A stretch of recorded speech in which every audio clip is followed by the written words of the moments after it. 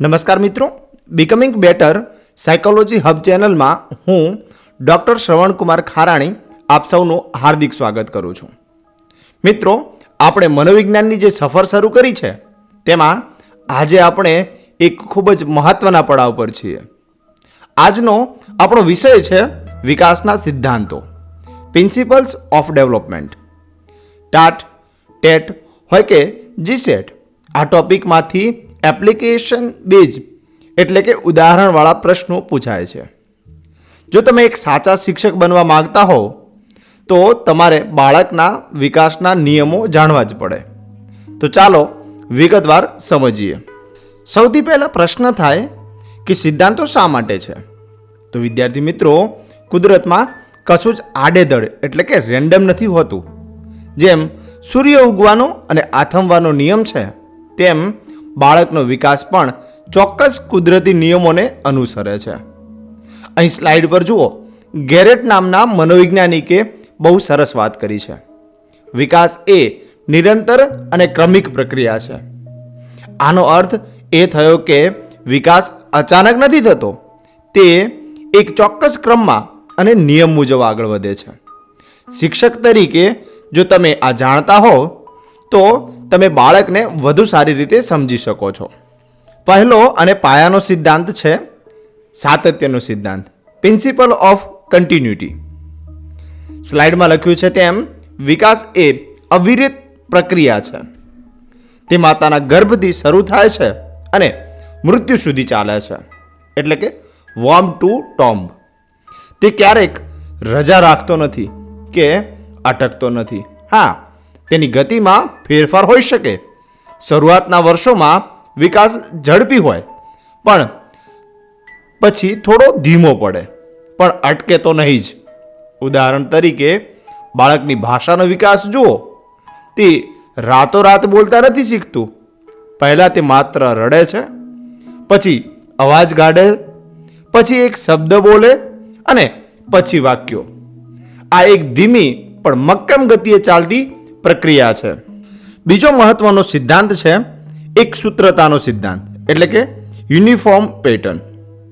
આ સિદ્ધાંત કહે છે કે વિકાસનો ક્રમ એટલે કે પેટર્ન બધી જાતિના બાળકોમાં એક સમાન હોય છે. ભલે બાળક ભારતનું હોય કે અમેરિકાનું, ગરીબ હોય કે અમીર, કુદરતે બધા માટે એક જ પેટર્ન બનાવી છે. બાળક પહેલા ગરદન સંભાળતા શીખે, પછી બેસતા શીખે, પછી ભાખોડિયા ભરે અને પછી ઊભું રહે અને છેલ્લે ચાલતા શીખે. ક્યારે એવું જોયું કે બાળક પહેલાં દોડવા માંડે અને પછી બેસતા શીખે? ના મિત્રો, કારણ કે વિકાસની પેટર્ન યુનિવર્સલ છે, એટલે કે બધા માટે એક સમાન છે. વિદ્યાર્થી મિત્રો, ત્રીજો સિદ્ધાંત છે વ્યક્તિક ભિન્નતાનો સિદ્ધાંત, એટલે કે ઇન્ડિવિજ્યુઅલ ડિફરન્સીસ. શિક્ષક તરીકે આ તમારા માટે ખાસ સમજવું પડશે. આપણે જોયું કે પેટર્ન એક છે પણ ઝડપ અલગ છે. દરેક બાળકનો વિકાસ અલગ અલગ હોય છે. દરેક બાળકનો વિકાસનો દર અલગ અલગ હોય છે. તમારા ક્લાસમાં બે બાળકો એક જ તારીખે જન્મ્યા હોય તો પણ તેમની ઊંચાઈ અને બુદ્ધિમાં ફરક હશે. આનું કારણ શું?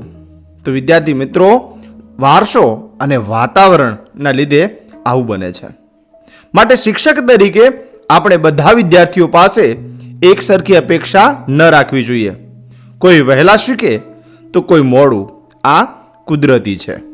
હવે આવે છે પરીક્ષામાં સૌથી વધુ પૂછાતો સિદ્ધાંત, એટલે કે સામાન્યથી વિશિષ્ટ તરફ, જનરલ ટુ સ્પેસિફિક.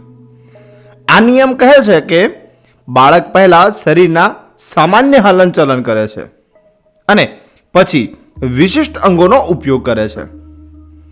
ઉદાહરણ તરીકે, જ્યારે નાનું બાળક રડે છે ત્યારે તે આખું શરીર હલાવે ને હાથ પગ પછાડીને રડે છે. આ સામાન્ય ક્રિયા છે.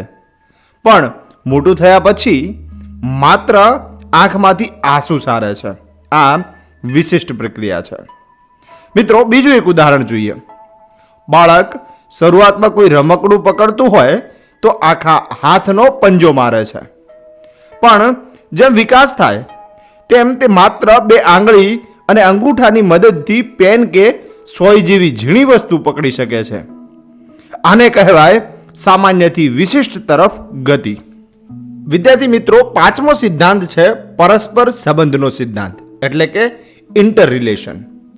મિત્રો, આપણું શરીર, મન અને લાગણીઓ આ બધું અલગ અલગ નથી, પણ એકબીજા સાથે જોડાયેલું છે. વિકાસના તમામ પાસા જેમ કે શારીરિક, માનસિક, સામાજિક એકબીજા પર અસર કરે છે.